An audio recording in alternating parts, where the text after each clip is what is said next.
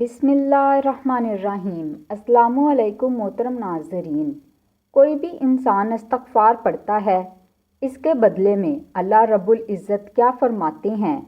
استغفار پڑھتے وقت اس انسان سے کوئی غلطی سرزد تو نہیں ہوئی؟ آپ صلی اللہ علیہ وآلہ وسلم کا ارشاد گرامی ہے، قسم ہے اس رب العزت کی جس کے قبضہ میں میری جان ہے، میں روزانہ 70 بار سے بھی زیادہ استغفار پڑھتا ہوں اور توبہ کا طلبگار رہتا ہوں۔ بہت سے لوگوں کے منہ سے استغفار کی آوازیں سنتے ہیں۔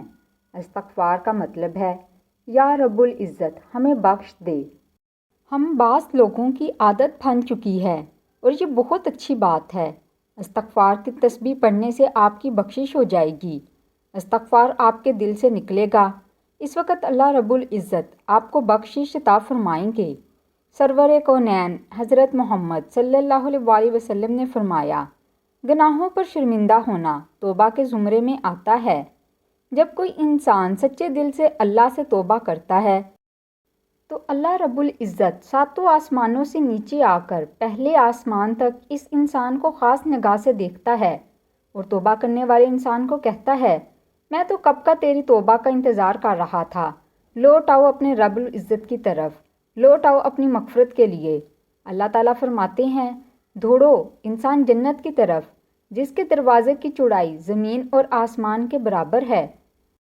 اپنے رب سے ہمیشہ مغفرت طلب کیا کرو۔ جب کوئی انسان توبہ کر کے اللہ رب العزت کو پکارتا ہے تو اللہ رب العزت اس کو 70 بار جواب دیتا ہے، لبیک میرے بندے۔ ایک انسان ہر وقت یا سنم کہتا رہتا، ایک دن زبان پھسلی۔ اس انسان نے کہا، یا سمد، یہ اللہ تعالیٰ کا نام ہے اور اس کے معنی بے نیاز ذات۔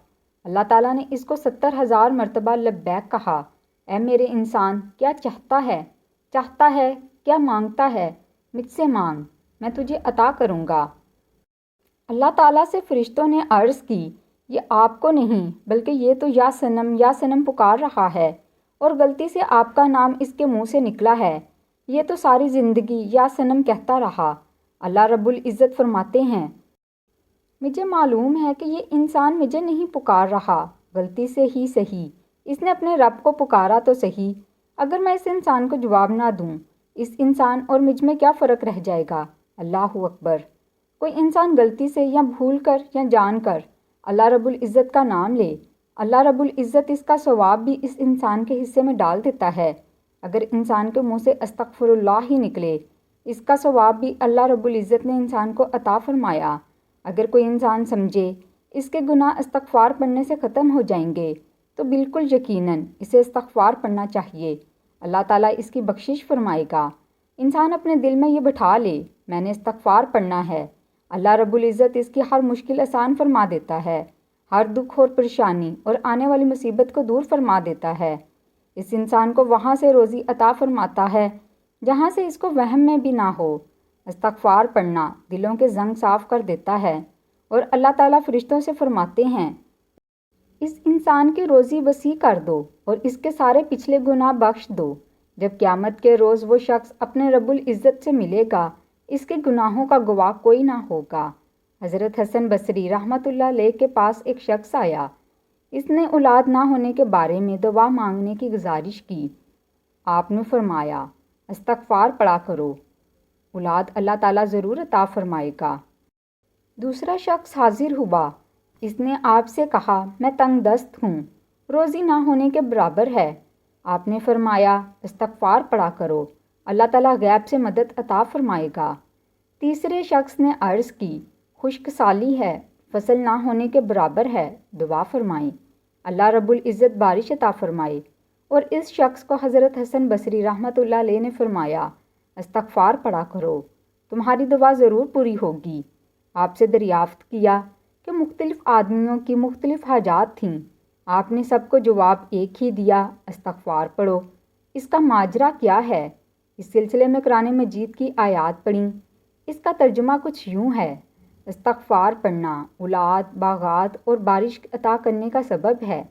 تم پر اللہ تعالیٰ بارش بھیجے گا اور مال و دولت اور بیٹوں سے تمہاری مدد کرے گا، تمہارے لیے چشمے جاری کر دے گا، نہریں بہا دے گا۔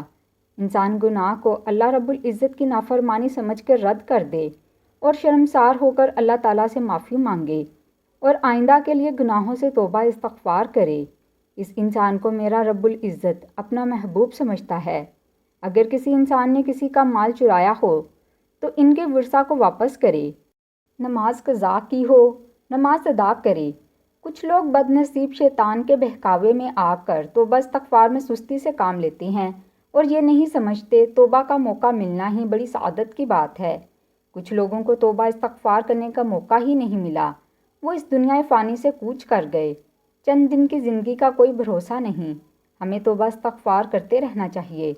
قرآن مجید میں اللہ تعالیٰ ارشاد فرماتے ہیں، توبہ استغفار کرنے والے پر اللہ رب العزت رحمت کی بارش عطا فرماتا ہے، ان کے مال اور رزق میں اضافہ فرماتا ہے۔ قرآن مجید فرقان حمید میں نوح علیہ السلام کا واقعہ موجود ہے۔ حضرت نوح علیہ السلام نے اپنی قوم کو ان کے گناہوں کی بخشش اور استغفار کرنے کی بار بار تلقین کی، اور بے شک وہ بخشنے والا ہے، آسمان سے بارش برسائے گا، تمہیں خوب مال اور اولاد میں ترقی دے گا، سرسبز باغ عطا فرمائے گا، پانی کی نہریں نکال دے گا۔ خوشحال زندگی کا ذریعہ استغفر اللہ ہے۔ حدیث مبارک صحیح بخاری میں موجود ہے، اللہ رب العزت توبہ استغفار کرنے والوں سے اس قدر خوش ہوتا ہے جیسے گمشدہ اونٹ ملنے پر مالک خوش ہوتا ہے۔ اس سے بھی زیادہ اللہ تعالیٰ توبہ استغفار کرنے والے سے خوش ہوتا ہے۔ ہم سب مسلمانوں کو چاہیے دل سے استغفار کرے، نماز روزہ قرآن پاک کی تلاوت سچے دل سے کرے۔ آپ صلی اللہ علیہ وسلم نے ارشاد فرمایا کہ ہمیں اٹھتے بیٹھتے چلتے پھرتے اللہ کا ذکر کرنا چاہیے اور توبہ استغفار کرنا چاہیے۔ جو لوگ اللہ رب العزت کا ذکر کرتے ہیں وہ مر کر بھی زندہ ہیں، اور جو لوگ اللہ تعالیٰ کا ذکر نہیں کرتے وہ زندہ ہو کر بھی مر گئے ہیں، بلکہ مردار ہو گئے ہیں۔ ہمیں ہر وقت اللہ رب العزت کا ذکر کرتے رہنا چاہیے، کیونکہ شیطان ہر وقت انسان پر حملہ آور ہوتا ہے۔ اگر انسان اللہ کا ذکر کرتا ہے تو شیطان انسان سے ڈر کر بھاگ جاتا ہے۔ ہمیں چاہیے ہر وقت توبہ استغفار کریں اور درود پاک کو اپنی حفاظت کے لیے 24 گھنٹے پڑھتے رہنا چاہیے۔ اللہ رب العزت سے دعا ہے کہ اللہ تعالیٰ ہر انسان کی توبہ قبول فرمائے۔ اللہ رب العزت ہم سب مسلمانوں کا حامی و ناصر ہو، آمین ثم آمین۔ تو ناظرین، ویڈیو پسند آئی ہے تو ویڈیو کو لائک لازمی کر دیجیے گا، ساتھ ساتھ میرے چینل کو سبسکرائب کر دیں۔